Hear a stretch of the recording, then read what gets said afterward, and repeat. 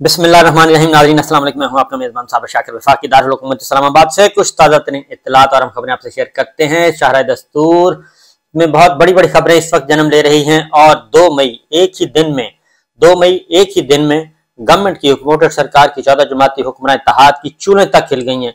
मंजी दियां चूलां जो हिल जान उसके बाद मंजी बहन दे काबिल नहीं रहती और इसलिए वो चूल्हे कहते हैं उनको। यानी सादा जुबान में जो है बुनियादें, एक घर की बुनियादें, इमारत की बुनियादें हिल गई हैं, तो हुक्मरान इत्तेहाद की बुनियादें भी आज हिल गई हैं और वो लर्ज रहा है, कांप रहा है और वहां पे जलजला आया हुआ है। पार्लिमान, कौमी असम्बली जो कि अधूरी भी है, लूली लंगड़ी भी है और अकलियतों की नुमाइंदगी कर रही है, वो आज कांप रही थी। उसकी वजह यह है कि उन्होंने जरा पंगा ले लिया है बड़ा, और पंगा भी गैर आईनी, गैर कानूनी।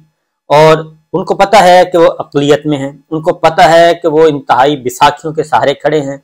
लूली लंगड़ी पार्लिमान तो नहीं कहना चाहिए क्योंकि मेजॉरिटी जो है वो असम्बली से बाहर है और वो वापस आना चाहते हैं। उनको वापस नहीं आने दिया जा रहा। सुप्रीम कोर्ट के फैसलों को नहीं माना जा रहा, हाई कोर्ट के फैसलों को नहीं माना जा रहा और बदतरीन किस्म की फाशिस्ट तर्ज हुक्मरानी इस वक्त मुसल्लत है। बदतरीन किस्म का सेंसरशिप है, बदतरीन किस्म की इंसानी हकूक की खिलाफ वर्जियां हो रही हैं। ये सब कुछ हो रहा है, चोरी भी है, सीना जोरी भी है, डकैती भी है।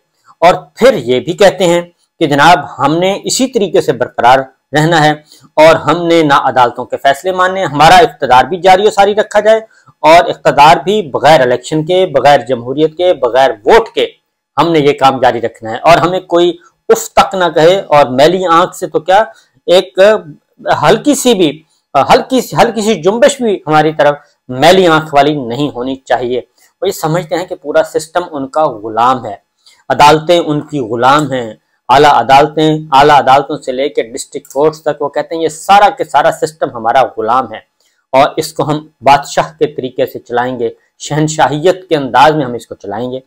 तो ये सब कुछ हो रहा था और जब ये ड्राइंग रूम में बैठ के ये सारे साजबाज कर रहे थे, सौदेबाजियां कर रहे थे, इनको अंदाजा नहीं था कि दुनिया बदल चुकी है, जमाना बदल चुका है और ये जो कुछ भी कर रहे हैं ड्राइंग रूम में बैठ के, ये जब इम्प्लीमेंट होने का वक्त आएगा, जब ज़मीनी हक़ाइक़ से इनको पाला पड़ेगा, तो उस वक्त इनके पास क्या बचेगा? ना इज्जत बचेगी, ना दौलत बचेगी, क्योंकि ये सब कुछ किया तो था इन्होंने दौलत बचाने के लिए। ये जो कुछ भी इन्होंने किया ये अपनी दौलत बचाने के लिए किया था और सबसे पहले आके इन्होंने दौलत ही बचाई है। इज्जत विज्जत तो उन्होंने कहते हैं कि कोई मसला नहीं, वो तो आनी जानी चीज़ है, आज है कल नहीं है, परसों फिर हम खरीद लेंगे। और अगर दौलत बच गई, अगर दमड़ी बच गई तो चमड़ी भी बच जाएगी। तो लिहाजा दमड़ियों को पहले महफूज करें, दौलत अपनी पहले महफूज करें, क्योंकि इसी दौलत के बलबूते पर हमने दोबारा इस सिस्टम को खरीदना होता है, इस सिस्टम में बैठे लोगों को खरीदना होता है और इस सिस्टम को हॉस्टेज करना होता है, हमने दानिश्वरों को खरीदना होता है, क्योंकि अगर ये दौलत नहीं होगी तो कुछ भी नहीं होगा। लिहाजा उस दौलत को इन्होंने सबसे पहले बचाया और दौलत को बचाने के लिए, क्योंकि मसला यही था ना, एहतसाब हो रहा था और वो भी लूले लंगड़े एहतसाब था, वो भी जानदार किस्म का नहीं था, लेकिन लूले लंगड़े एहतसाब से भी ये इतने खौफजदा थे कि इन्होंने कहा कि जल्दी जल्दी मामला तय करें, जो कुछ लेना देना पड़ता है ले दे लें।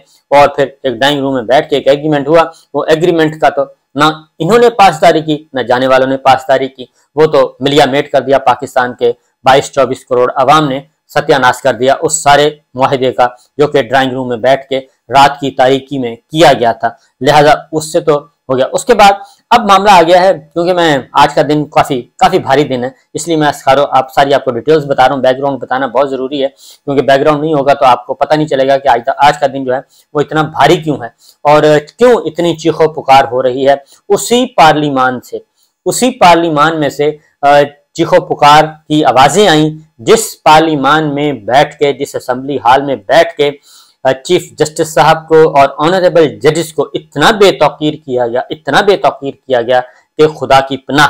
और न सिर्फ ये कि उनको वहां बैठ के गालम गलोच तक दी गई, उनको बुरा भला कहा गया, उनको रुस्वा करने की कोशिश की गई, उनको बेतौकीर करने की कोशिश की गई और ऐसी नाजेबा और गलीज जुबान इस्तेमाल की गई कि कोई भी शरीफ आदमी, कोई भी मुहज्जब मुआशरा उसको कबूल, सुनना तो दरकिनार है, उसको बर्दाश्त करना और उसका सोचना भी, तसव्वुर करना भी मुश्किल हो जाता है कि ऐसी जुबान भी मुअज़्ज़ज़ अराकीन जो हैं वो इस्तेमाल कर सकते हैं। और बल्कि न सिर्फ ये ریاستی چینل اسٹیٹس چینل PTV پہ اس کو لائیو بھی دکھایا جاتا ہے، پورے پاکستان کو، پوری دنیا کو دکھایا جاتا ہے کہ ہمارا جو اخلاقی معیار ہے گفتگو کا وہ یہ ہے۔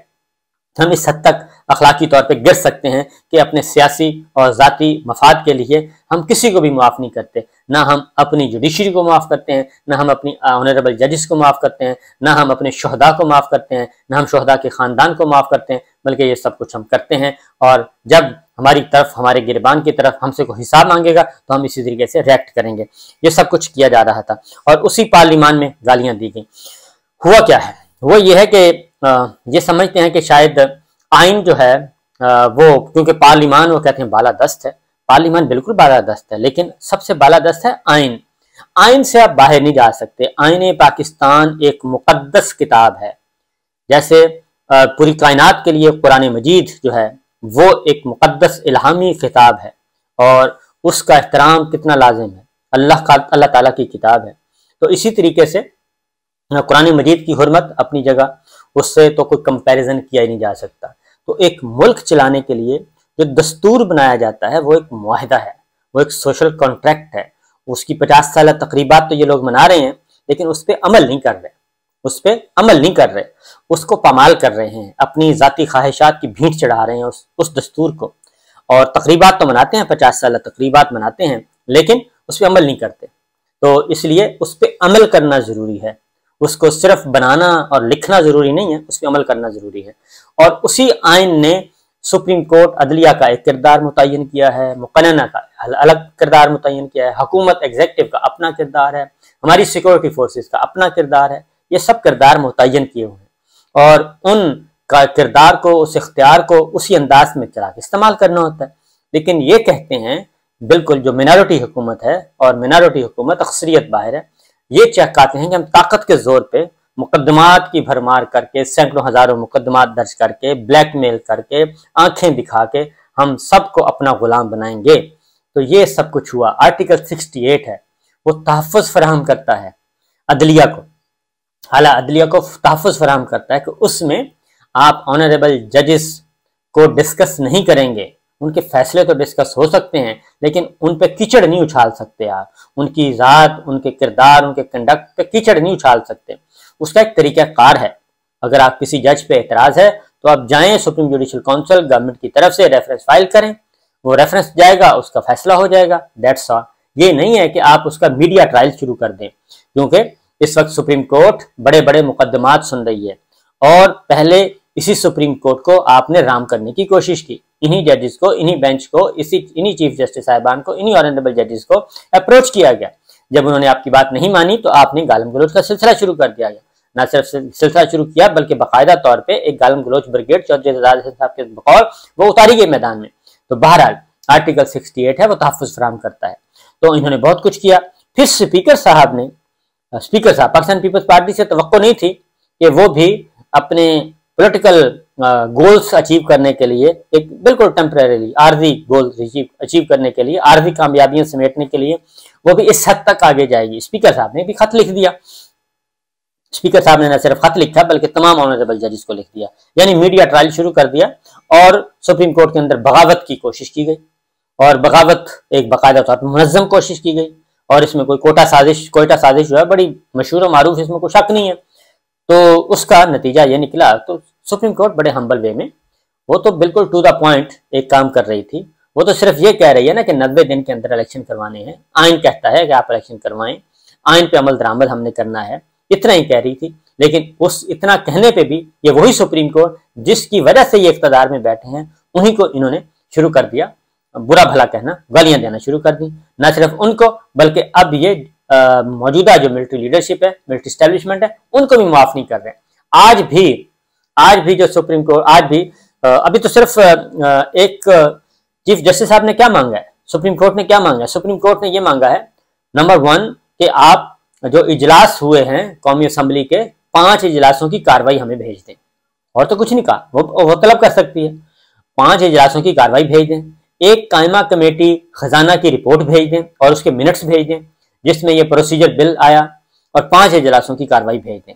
یہ بھیجا کیونکہ آپ نے چیف جسٹس صاحب کو خط لکھا ہے اسپیکر صاحب نے کہ جناب ایک पूरी आपने खत लिखा है कि आपने गैर आईनी इक़दामात किए हैं, तो वो सुप्रीम कोर्ट जानना चाहती है कि भाई हमने कौन सा काम किया है।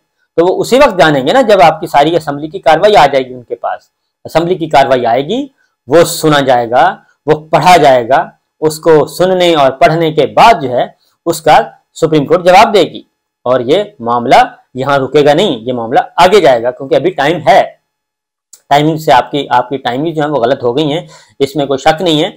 आपने सोचा था कि कोटा साजिश जो है वो माजी की तरह, ये कोटा साजिश 2 भी उसी तरीके से कामयाब हो जाएगी, और हम 48 घंटों के अंदर अंदर, बल्कि 72 घंटों के अंदर अंदर हम सुप्रीम कोर्ट को फतह कर लेंगे, और सुप्रीम कोर्ट फतह करके इसमें मुकम्मल तौर पे हमारा कंट्रोल होगा।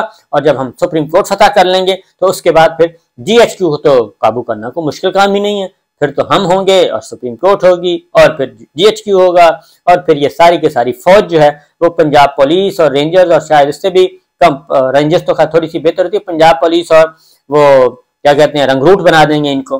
तो ये सब कुछ हो गया, ये सब कुछ सारी प्लानिंग जो है सारे लोग देख रहे थे। ऐसा नहीं था कि कोई सुन नहीं रहा था, कोई देख नहीं रहा था, कोई महसूस नहीं कर रहा था। कल फिर एक और इंतहा कर दी गई, कल भी वही काम किया गया, और बिल्कुल बेधड़क तरीके से। और फिर ये है कि आप, ये कौन सी हुकूमत है, ये कौन सी हुकूमत है, ये कौन सी हुकूमती मशीनरी है कि ना चादर और चार दीवारी का तहफ़्फ़ुज़, ना ख़वातीन का तहफ़्फ़ुज़, ना बच्चों का तहफ़्फ़ुज़, यानी कि बिल्कुल एक ऐसी फाशिस्ट तर्ज़ हुक्मरानी मुसल्लत की हुई है कि कोई अपने आप को तमाम के तमाम गैर महफूज तस्वर कर रहे हैं। आम आदमी से लेकर ख़ास आदमी तक सब के सब अपने आप को गैर महफूज तस्वर कर रहे हैं। कोई पता नहीं कि कब घर का दरवाज़ा टूटे और जनाब कार्रवाई शुरू हो जाए। पंजाब पुलिस आ गई, एंटी करप्शन आ गई, सिंध पुलिस आ गई, फलां पुलिस आ गई, पुलिस पुलिस पुलिस, और इसके बाद ये सारा कुछ कर दिया जाए। तो ख्वाजा आसिफ साहब की तकरीर में सुन रहा था पार्लियामेंट में, कौमी असम्बली में, और वो स्पीकर साहब को कह रहे थे कि जनाब आप अदलिया का भी हिसाब मांगें, अदलिया से भी आप अदलिया का भी रिकॉर्ड मांगें। तो ये अदलिया का भी, और पिछले 45-75 सालों का भी अदलिया से हिसाब मांगें। तो ये सारे का सारा हिसाब जो है वो इंशाअल्लाह ओपन कोर्ट में जब बातें खुलेंगी तो वहाँ पे सारा डिस्कस किया जाएगा। तो फिल वक्त तो स्पीकर साहब जो हैं वो भेज दें, रिकॉर्ड भेज दें सुप्रीम कोर्ट को 5 इजलासों का और कायमा कमेटी का, और उसके बाद फिर बात आगे चलेगी। और आगे चलेगी तो वो ओपन कोर्ट में ही होगी, कोई ढके छुपे अंदाज में तो चलनी नहीं है, क्योंकि बहुत सारा कुछ हदूद से तजावुज़ किया है, आईनी हदूद से तजावुज़ किया है, और ये इस तरह से ये चलता नहीं है। पाकिस्तान का क्या, कोई भी मुल्क हो, इस तरह से नहीं चलता होता। कायदे और ज़ाब्ते के तहत ही चलना होता है, आइन के तहत ही चलना होता है। तो अभी शुरुआत है, और चीफ जस्टिस साहब ने आज 2 तारीख को सुप्रीम कोर्ट के 8 रुकनी बेंच ने और चीफ जस्टिस साहब ने अलग से कुछ अहकामात सादर कर दिए हैं, और उन अहकामात की रोशनी में अब मामला आगे बढ़ेंगे। लिहाजा बेहतर यही है कि आप पार्लियामेंट जो है वो धुरी असेंबली जो है, ये ना ही आप पार्लियामान से ना ही आप आइन से टकरा सकते हैं, ना ही सुप्रीम कोर्ट से, और ना ही आप सिस्टम से टकरा सकते हैं। हाँ, आपका आइनी किरदार जो है उसको बिल्कुल सैल्यूट करना चाहिए, आइनी किरदार अदा करें, ये ना करें कि ज़ाती जागीर नहीं है। ये पार्लियामान जो है पाकिस्तान के अवाम, जजिस की तनख्वाहों के बारे में बात की गई, तो मसला ये है कि जजिस की तनख्वाहें कौन देता है? पाकिस्तान के अवाम देते हैं, टैक्स पेयर्स की मनी है और पाकिस्तान के अवाम देते हैं, और उनको आप ताना दे रहे हैं कि जैसे ये आप अपनी जेबों से दे रहे हैं, आपकी जेबों से तो नहीं दे रहे। तो ये असल मसला क्या है? असल मसला जुडिशरी से ये है कि वो 1200-1400 अरब का केसेस जो है 1200-1400 अरब रुपए के, वो वापस होने हैं, और वो नैब ऑर्डिनेंस में जो तरमीम है वो वापस होनी है, वो चैलेंज हुई हैं, वो इसी सुप्रीम कोर्ट के सामने है, क्योंकि असल टांगे जो हैं वहाँ से कांप रही हैं कि जनाब ये सब कुछ वापस हो गया तो फिर हमारा क्या बनेगा। इजाज़त दीजिए, अल्लाह हाफिज़।